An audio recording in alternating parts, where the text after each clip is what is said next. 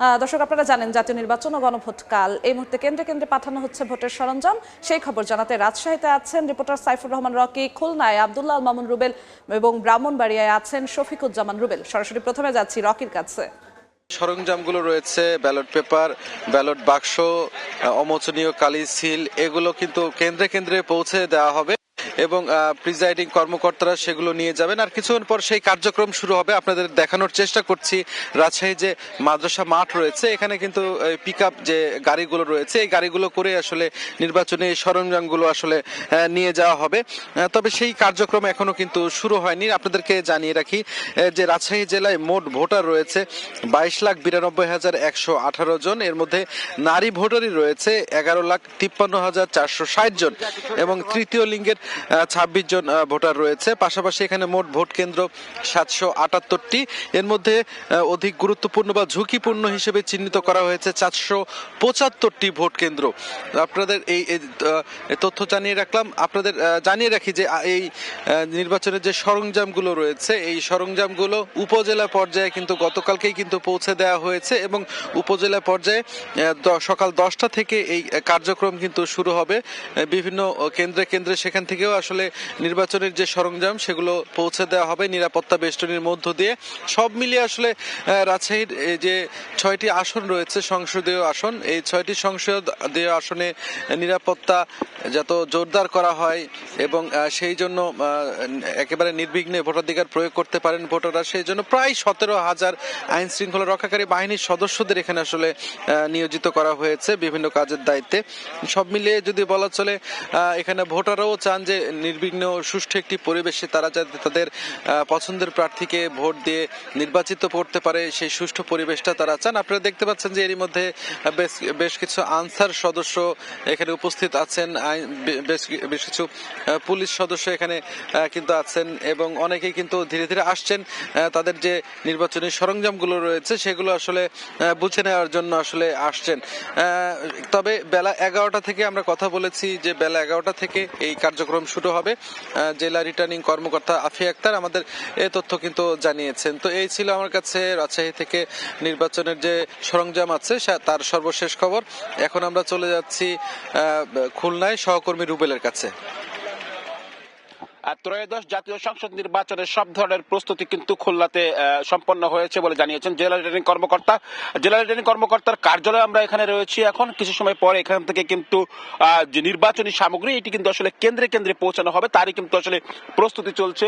এবং পাশাপাশি কিন্তু এই জেলা রিটার্নিং কর্মকর্তার কার্যালয়ে আমরা দেখছি আইন শৃঙ্খলা বাহিনীর বিভিন্ন সদস্যরা আসলে এখানে নির্বাচনী সামগ্রী যাতে ঠিকভাবে পৌঁছতে পারে, নিরাপদে পৌঁছতে পারে, তার জন্য প্রস্তুতি নিচ্ছেন। পাশাপাশি এই সমস্ত সামগ্রী পৌঁছানোর জন্য যে সমস্ত যানবাহন সেগুলো কিন্তু আসতে শুরু করেছে সকাল 10টার পরপরই কিন্তু যার আনুষ্ঠানিক কার্যক্রম শুরু হবে।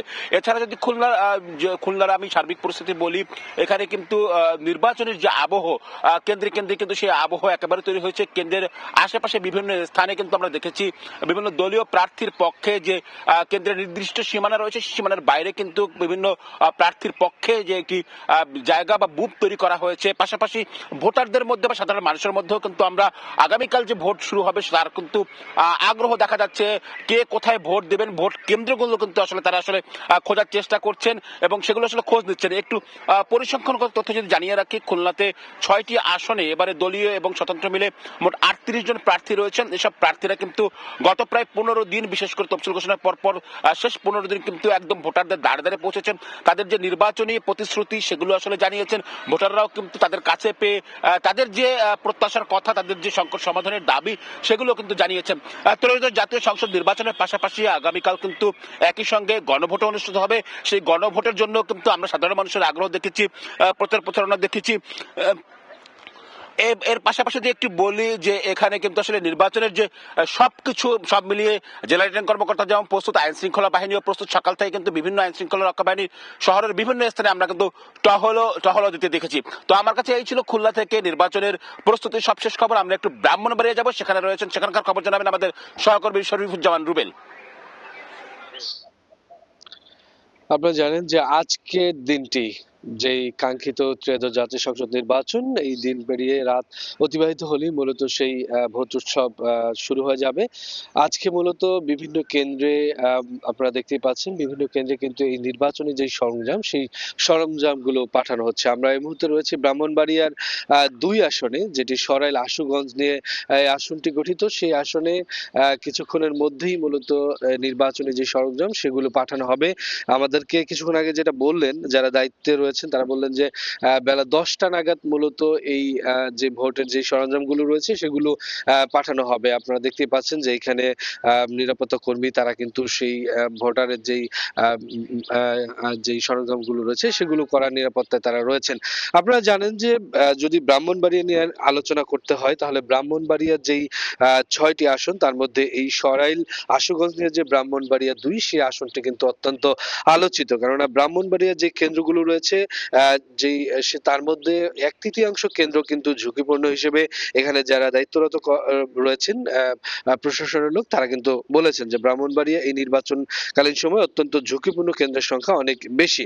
এবং এই যে সরাইল আশুগঞ্জ নিয়ে যে ব্রাহ্মণবাড়িয়া আসনটি গঠিত সেই আসনও কিন্তু আমরা জানি যে 132টি কেন্দ্রের মধ্যে 1/3 কেন্দ্র কিন্তু ঝুঁকিপূর্ণ। এই সবকিছু বিবেচনায় এখানে যে আইন শৃঙ্খলা বাহিনী তারা কিন্তু কড়া নিরাপত্তা রয়েছেন। তারা আমরা দেখতে পাচ্ছি যে গেল 2 দিন যাবত আইন শৃঙ্খলা বাহিনীর টহলও অনেকটা বেড়েছে এবং এই যে সময় এই যে গতকালকে রাত থেকে আজকে সারাদিন এবং আগামী এই যে এইটুকুর যে অত্যন্ত গুরুত্বের সাথে কিন্তু আমরা দেখছি যে আইন শৃঙ্খলা বাহিনী এই আসনগুলোতে রয়েছে। আর এই সরাইল আশুগঞ্জ আসনের পাশাপাশি এই ব্রাহ্মণবাড়িয়ার অন্যান্য যে আসনগুলো রয়েছে সেই আসনগুলোরও অধিকাংশ কেন্দ্র কিন্তু ঝুঁকিপূর্ণ হিসেবে ঘোষণা ইতিমধ্যেই দেওয়া হয়েছে। আমরা দেখেছি যে সেখানেও কিন্তু নির্বাচনী যেই সরঞ্জাম সেই সরঞ্জামগুলো বিতরণের প্রস্তুতি চলছে। তো ঠিক 10টার পর থেকে বিভিন্ন কেন্দ্রে মোট এই এই ব্রাহ্মণবাড়িয়ার 2 আসনের 132টি কেন্দ্রে মূলত এই নির্বাচনী সরঞ্জাম পৌঁছে দেওয়া হবে। এখনো আমরা দেখছি যে সেই প্রস্তুতিগুলো চলছে। সব মিলিয়ে বলা যায় যে নির্বাচনের যে আমেজ সে আমেজ পুরো ব্রাহ্মণবাড়িয়ায় বইছে। তবে ভোটার থেকে প্রার্থী সকলের মধ্যে একটা অন্য ধরনের কি বলে যে তারা বলছেন যে প্রশাসনের পক্ষ থেকে যাতে কড়া নিরাপত্তার সাথে এই ভোটকে সুস্থভাবে শেষ করা যায় সেজন্য তাদের তৎপর থাকতে হবে। তো সব মিলিয়ে ব্রাহ্মণবাড়িয়ার 2 আসনের সরাইল আশুগঞ্জ থেকে এই ছিল এই মুহূর্তে। রাজশাহী, খুলনা এবং ব্রাহ্মণবাড়িয়া থেকে আমাদের সহকর্মীরা জানাচ্ছিলেন নির্বাচন উপলক্ষে সবশেষ প্রস্তুতির খবর।